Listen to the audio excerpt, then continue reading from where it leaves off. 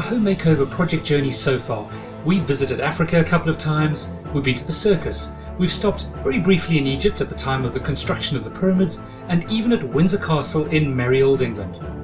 That seems like a lot of ground covered in a short space of time. We've even got up close and personal with elephants, hand feeding them, even eating them. I know, what the heck was that all about? Well, you can find out if you check out episode 5. And we've had cameo appearances from mosquitoes and hippos. On our elephant theme, a couple of weeks ago we discussed the ingredients for an elephant feast, and now today I'm afraid my language is going to get fruity. No, relax, not bad language fruity, I'm going to be talking about fruit. Wait, what does fruit have to do with home makeovers, you ask? Well, good question, because there's one particular fruit that appears on every home makeover project. Yes, for real. It's a fruit I'd be very surprised if you haven't heard of, and you've almost certainly encountered it if you've ever done any kind of home makeover before. But I bet you haven't ever thought about it in quite the way we'll be doing today. Have you ever heard the phrase, keeping up with the Joneses? Basically, it refers to the social comparisons between neighbours who find themselves in a tit-for-tat struggle to keep up with or hopefully outdo their neighbours as they social climb, strive to live happier, wealthier, more extravagant, ostentatious lives. There are at least 5 competing stories I've found which offer explanations about where the phrase originated, including, as you'd expect, wealthy neighbours named Jones, and even a comic strip creator in 1913. All of them suggest it originated more than 100 years ago. Truth is, we neighbouring homeowners have been struggling to keep up with each other probably since we first built houses or pitched tents or occupied caves in the mountains. But for at least the last 100 years, we've been keeping up with the Joneses. Social media today has made keeping up an art form, from Facebook to Instagram and from TikTok to a myriad of other apps, websites and TV shows. And thinking about it, it wouldn't surprise me to discover that a large percentage of home makeover projects have their roots in needing to keep up with friends or family, neighbours or someone we aspire to be like. Are you feeling any pressure from those nasty Joneses next door? I hope not. Anyway, what do the Joneses and a particular fruit have to do with home makeovers? Well, I'm glad you asked. I'm not quite ready to pull back the curtains yet, but let me give you a hint. Our main focus of the past few episodes has been on project costs. We started with a bird's eye view, then we got gritty and granular. Today, as we continue our expose of home makeover project costs, I'm going to teach you an invaluable skill that will be massively useful on any home makeover project you attempt. Any project, any size, anywhere in the world. And in just a moment, all will be revealed. Hello and welcome to Home Makeover Project Secrets, the show that equips homeowners with the skills and understanding to execute successful home projects, that goes behind the scenes of home build projects to unlock the secrets and share insider tips and strategies to save money and time on any and every home project. What you learn will give you the confidence to embark boldly on your next project, and you'll know what to do so your story has the happy dream home ending you deserve. I'm your host, Andrew Phillips. When I talk about home makeovers, I include renovation, remodeling, alterations, additions, going up into attics and down into basements, redevelopments, and even ground up new builds. Any and every project where you're going to be appointing professionals, designing something, buying materials, carrying out construction work, employing contractors, subcontractors, suppliers, manufacturers, and even if you're doing some or all of the work yourself, all things home build. I'm delighted you've joined me today. Because we're dealing with what might be quite complicated information, especially if you are unfamiliar with some of the terminology and processes, the show notes and transcripts will be uploaded to our website, www.thediypm.com, so you can easily revisit any episode and refer to the key information shared each week. And of course, if you prefer to watch or read an episode rather than listening, you'll find links on the website as well. We also include any links to resources, free gifts, and other useful information mentioned during episodes. And now, let's get back to those fruitcakes, the Joneses. Keeping up with the Joneses is about comparisons, and when we consider anything and everything on home makeover projects, comparing is an activity, a process that happens over and over again. It's impossible to avoid, and it's integral with achieving home makeover project success. So we clearly need to know how to do it and do it effectively. One of my most important personal goals for Home Makeover Project Secrets is to save you money and, of course, time. Today, we're focusing on money, and in future episodes, we'll turn our focus to time. So let's follow the money. The only way you know if you're saving money is by comparing different things and what they cost. Every time you buy something on a home makeover project, you are likely to compare that item and what it costs, that service, that professional fee, whatever it is. You'll be comparing costs, fees, charges, bids, tenders, and so on. Whether we're considering buying this door or that door, this architect or that architect, and on, comparing is always at the forefront of the conversation. And whenever we compare two or more things and what they cost, what is the one thing we have to make sure? Yes, we need to make sure we're comparing similar things, things that have a similar performance or functionality, that have a similar quality, and so on. And the reason is because cost is driven by those factors. When you buy eggs in a supermarket, if you pick up a $2 container or a $4 container, you'll quickly realize they're not the same. Look closer and you quickly realize one pack contains 6 eggs and the other 12 eggs. If the cost difference between the packs of eggs is closer, you might discover the reason is that one pack contains medium-sized eggs while the other are extra large, or one pack contains organic eggs while the other does not. Notice that we're comparing the items themselves for function, purpose, what they're made of, etc., as well as their cost. When we're just comparing two things like packs of eggs or a type of door or a kind of faucet, it's fairly straightforward. But this principle also applies to comparing composite items. Whoa now, down boy! What's a composite item? Well, a composite item is just a way to describe something that includes lots of items or parts or is made up of various components, like materials, labour and plant or machinery, just as we learned in episode 6. Here's an example that will make this easy to follow. It's kind of like buying a car. So imagine you're shopping around for a new car. Once we've selected a make and model that's in our price range, we set out to find the best deal available to buy that car. If a car salesman in a dealership offers you one of his motor vehicles, he'll quote the cost of the whole car, the body, the engine, the wheels, everything that makes it a car. The cost he quotes is a composite cost for a composite item. It includes all the bits that make up the car he is selling. Then if you go to another car dealer, he might make a different offer for the same make and model of car, which can be confusing. So let's say the first salesperson quotes $20,000 and then the second salesperson quotes $15,000. Well, that's a huge difference and seems like a no-brainer. We're going to grab the cheaper offer, right? Well, hang on, maybe not. Is it possible that two identical things could sell for such different prices? Well, maybe, but we better make sure those cars are actually identical. So the first thing you're going to do is you're going to check that the quotes they give you, those composite costs, are for the same make and model and that both vehicles have identical options and extras. And that's probably when you discover that the second salesperson hasn't included the heated seats, the air conditioning, the heated windscreen, and the leather upholstery. So you're going to make a careful comparison to make sure that before you buy, the cost you pay is for the car you actually want and all that it could consist of. I suspect the penny may have dropped by now. When we compare two items or composite items, how do we always describe what we're doing? This is when the fruit I talked about at the beginning of today's episode magically appears, just as it does sooner or later on every home makeover project. That's right, we say we're comparing apples with apples. Are you familiar with that phrase? If not, it simply means we're comparing two very similar things. But, isn't there always a but? Comparing apples with apples has a huge hidden trap for anyone who doesn't know anything about apples. Did you know there are around 7,500 apple varieties in the world? Around 2,500 are grown in North America and a similar number in the United Kingdom. So even when we compare apples with apples, we're probably not actually comparing two identical things. Rather, they're just similar. If you believe an apple a day keeps the doctor away, then you better know your apples. You need to take into account sweetness, crunchiness, flavour, juiciness, then there's size and perhaps even when they're picked and available to buy in stores. Who knew buying an apple could be so complicated?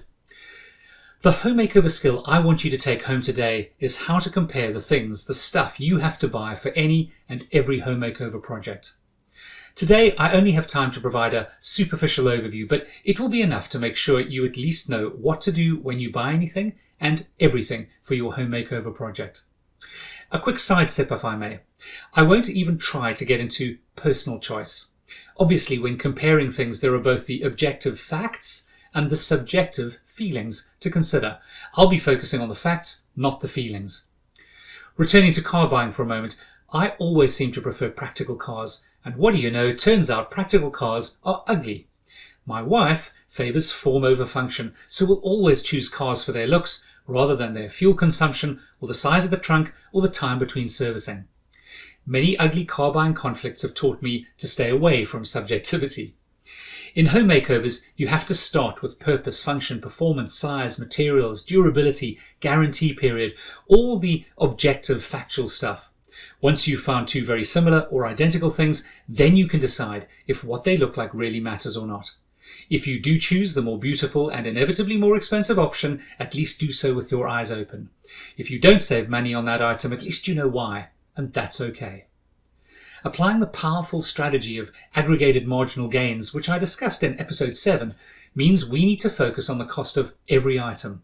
This will give us the opportunity to save the most money by repeatedly making carefully considered cost-based choices. If we always favour cost over form, we'll probably save the most money. But it's absolutely okay to choose beauty when it matters over cost, but be wary and much more careful about sacrificing performance and function. And another warning, buying cheap almost always works out as the more expensive option in the long run. The top tip is to always buy the cheapest when comparing similar products, and performance or functional differences are either minimal or don't matter. This is especially true when the items you're buying aren't visible or are not close to immediate contact. Examples of this would include choosing between two different wallboard manufacturers, insulation in roof spaces, electrical wiring and roof coverings. So, how do we make great objective factual comparisons? There's a widely used phrase that says, don't sweat the details. This is an expression of a big picture mindset. In the right circumstances, being able to focus on the big picture can be a superpower. My job has driven me to being a very detail-orientated person. If I tell a story, I always include all the details, and it's only when my friends fall asleep mid-conversation that I realize I've gone a bit too deep. On home makeovers, however, you need to get used to sweating the details. It's the details that matter. It's by focusing on the details that we make good comparisons. I can't count the number of times someone in my family has opened an Amazon parcel to react with either massive disappointment or shrieks of laughter when the thing they just bought turns out to be about 10% of the size anticipated. Or it's made of shiny silver plastic and not the high quality polished stainless steel they thought they were buying when they just relied on the picture of the item. And that's because they didn't check the details of what they were buying. The word that often describes the details that need to be checked is specification, and also performance specification. Usually, most manufacturers' websites will list the important things about their products you need to be aware of. They do that because they know the questions experts always ask, and so less experienced buyers can usually rely on the product specification containing the most important and relevant information. Most homeowners will be used to focusing on these kinds of details for things like motorbikes, cars, kitchen appliances, like checking the energy rating of a tumble dryer. There's no point buying a dryer that dries your clothing in 5 minutes flat, but you can't afford the crazy amount of electricity it consumes. You just need to bring those skills you already have and apply them to your home makeover project. A few things to always check. I've already mentioned purpose, function, performance, size, materials, durability, guarantee period. I'll just highlight some of these and a few more less obvious ones. Size. This may seem obvious, but also don't forget thickness when the thickness of a material matters. This affects products like carpets, wood flooring, wall tiles, and many more. Take a vinyl flooring product like floor tiles, for example. The larger the tile, the faster it will be to lay them over the area of a room because there will be fewer tiles to lay. So selecting a larger format tile can save labour costs on installation. But the thickness of the tile also matters because the thickness is likely to affect durability and lifespan. So when you're buying vinyl floor tiles, first decide what lifespan is sensible for your application, and once you have found suitable ranges of floor tiles, then you can decide if you want to have patterned or textured or wood or stone effect. Next, expected lifespan. And sometimes this can be linked to the product guarantee. For example, 2 different roof materials like aluminium or plastic roof sheeting are likely to have dramatically different lifespans, often 5 to 10 years different. Be wary of falling in love with the wide colour range of the plastic alternative, because you may have to replace the roof 50% sooner than metal alternatives. Then there's performance. If you buy something mechanical, understanding the difference between the performance of items you're comparing is really significant. Take an air conditioning unit. The performance of the unit will determine the volume of the air it can cool, and also the temperature range it's capable of delivering. If you have a huge, high-ceilinged great room in your home, you'll be left bitterly disappointed if the unit you select would be much more appropriate for a much smaller bedroom space. It simply won't be able to adequately cope with the volume of air in the larger space. Or think about what external temperature ranges may exist. Can the unit cope with extreme either hot and or cold? If your outside winter temperature regularly drops to below 0 degrees Fahrenheit or 20 degrees below Celsius, then to enjoy warm interior conditions, you need a unit that is designed to heat in those conditions, or you'll wind up chilly during winter months. Here's another. When comparing products, sometimes it's worth comparing the suppliers themselves. Take something as easy to miss as delivery charges. Consider, for example, a heavy product that's difficult to handle, something like bricks or blocks. They're often delivered on a flatbed truck on pallets, but not always. Let's say you find 2 similar bricks you like and compare the cost. Supplier B is marginally cheaper than supplier A. Since you like both products, they both have similar specification, so it seems sensible to get the cheaper option. But what if the more expensive supplier A has a delivery crew and a flatbed with a high-ab, the small crane on the back of the truck? So included in the cost of the delivery, they'll unload the pallets, and turns out they also have a pallet truck to move the pallet onto the site where you can store them. And the delivery crew are willing to do that for you. Compare that to the cheaper supplier B, who just sends a driver, no crane on the truck, no means of shifting the pallets. So you either have to have your own lifting and shifting equipment or a bunch of labourers who will unload the delivery vehicle. No surprise, this turns out to be way more expensive. So it's well worth checking the service you get when you add delivery to the total cost. The $450 charge from one supplier may work out much cheaper than the $200 charge from another. Staying with deliveries, even more subtle can be delivery timescales. Before confirming the order, make sure you know when the items will arrive and that the timing works for your construction crew. If the cheaper option takes 10 days longer to arrive and your site team have nothing to do for a few days while they wait for the product to arrive, there can be all sorts of costly consequences. Make sure you take those into account as well. While mentioning delivery, I need to remind you about waste removal. Some products, furniture and kitchen appliances, things like TVs too, are like this. They come wrapped in a load of plastic and cardboard, and in some countries, packaging materials like polystyrene. When you're ordering a lot of these items, the volume of waste packaging quickly adds up. Having the delivery crew remove the packaging after they unwrap the items they deliver will save you time and money, either from having to pay someone else to get rid of it for you, or the time and cost of doing it yourself. And here's one more: assembly. Lots of suppliers, particularly in the furniture industry these days, sell products that are delivered flat packed for self-assembly by the purchaser. Now that's okay if you're buying one item, but if you're buying cupboards for 3 or 4 bedrooms and shelving and dressers and tables and so on, imagine the hours you will have to spend assembling them all if they arrive flat packed. We can all place a real value on our time. Just think what else you could be doing that's more valuable. Assembling furniture may not be worth the time it will take, so when you compare a made-to-order, deliver and install service, although it may look much more expensive up front than a flat pack option, if you have to pay a crew to do the assembling and installing, the cost of those assembly and installation charges could easily bring the cheaper total up to par, or worse, cost you more. And lastly, do consider country of origin. I remember a project where the client ordered a load of light fittings direct from manufacturers in China, but no one had thought to check if they came wired for local use.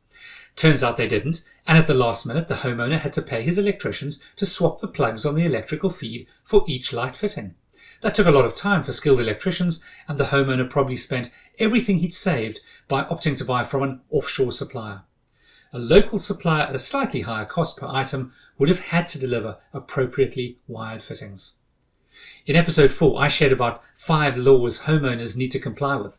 One of those was related to design and manufacturing quality standards. On a recent project, the architect specified a foreign-made light fitting. Unfortunately, when the fittings arrived, the electricians refused to fit them because they didn't comply with local electrical safety regulations. If the electrician had fitted them, they could lose their license to trade. The outcome was painful. Time was lost while the problem got sorted out, but the cost hurt even more. All of the unsuitable fittings had to be dumped. It was not the supplier's problem, it wasn't the electrician's problem, so the client had to pay to buy new fittings. Although I suspect there were some pretty harsh words with the architect. So, when buying anything and everything for your home makeover project, compare. Start with specifications. Use these as the basis for comparing the facts about each item, and make sure you only select from similar items and do your comparing before you've fallen in love with a particular product. Subjective feelings too easily trump significant differences. Comparing costs follows on once you are sure you are comparing closely similar items, products, services, and so on. Before I close, I'd like to give you something. My secret strategy for comparing highly complex composite items. For example, different types of windows or different types of underfloor heating systems. Items where there are so many factors to compare, it's just too confusing if you're not an expert. And it works for anything you buy, like cars even. Don't worry, the strategy is easy to follow even the first time you use it, and you can start using it immediately, no skills needed. I'm making this available absolutely free to podcast subscribers. So go to our website, www.thediypm.com, where you'll be able to watch short training video. You'll find the link in the show notes. I've been using this strategy even as a professional construction expert for years and years, and there's no reason you can't use it and benefit from it too. In the next episode, I'll be sharing another essential skill that will help you save money on your next and any home makeover project. How to get the best prices from contractors so you never pay over the odds. This is at the heart of project cost management, and it's one you'll kick yourself if you miss. To make sure you never miss an episode, why not subscribe to Home Makeover Project Secrets on our website, where you'll also find our blog posts and details about our upcoming project masterclasses and training courses. If you have a question about a project you're planning or already running, please reach out and email me on faq@thediypm.com. If you have a challenge to overcome, then I can just about guarantee others are also facing the same or similar challenges. We'll be answering listener questions in FAQ episodes every few weeks. There's one coming up in just a couple of weeks. It's always reassuring to know you're not the only one battling away. It's been great to have you with me today, and I look forward to having you back for the next episode of Home Makeover Project Secrets. All the best on your home makeover project adventures.